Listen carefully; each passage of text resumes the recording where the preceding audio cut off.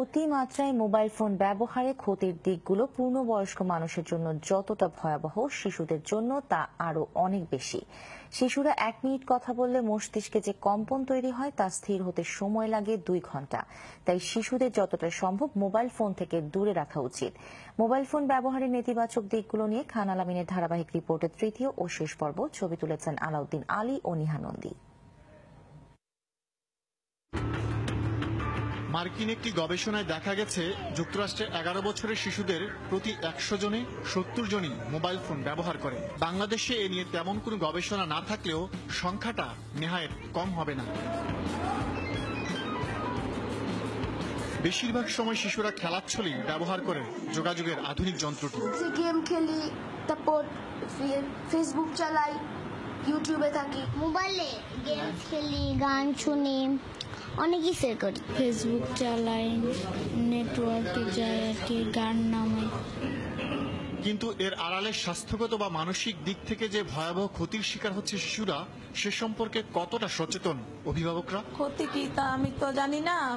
সারাক্ষণ বাচ্চারা গেমস খেলে বাসায় বসে বসে, বাসায় স্কুল থেকে আসার পর গেমস খুঁজে। বাসায় 2-3টা মোবাইল থাকে, মানে গার্জেনরা বলে বাচ্চারা দুষ্টামি করে, গার্জেনরা দিয়ে দেয়, নেই মোবাইল চলে সময় কাটা। মনোবিজ্ঞানের পরিসংখ্যান বলছে, বয়স্কদের চেয়ে শিশুরাই মোবাইল ফোনে বেশি আসক্ত।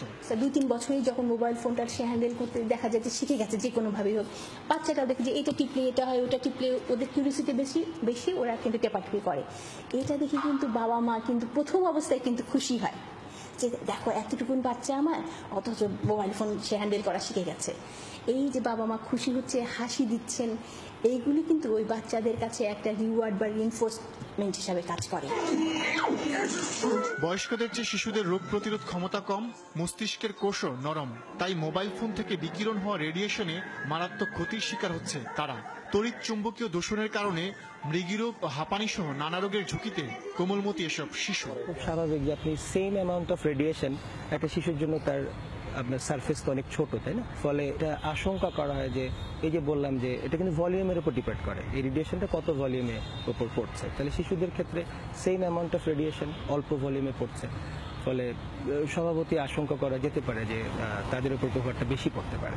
কোনো শিশুর মোবাইলটা ব্যবহার করার সময় অত্যন্ত যত্নবান হওয়া উচিত। শিশুকে তো এটা দেওয়া উচিতই না, কারণ তারা যখন এটা হাতের কাছে নিয়ে সারাক্ষণ গেম দেখে, তাদের চোখের যে অ্যাকোমোডেশন ডিফেক্ট, সেই অ্যাকোমোডেশন ডিফেক্ট ডেভেলপ করবেই। সুতরাং এটা অসম্ভব ক্ষতিকারক, এতে কোনো সন্দেহ নেই।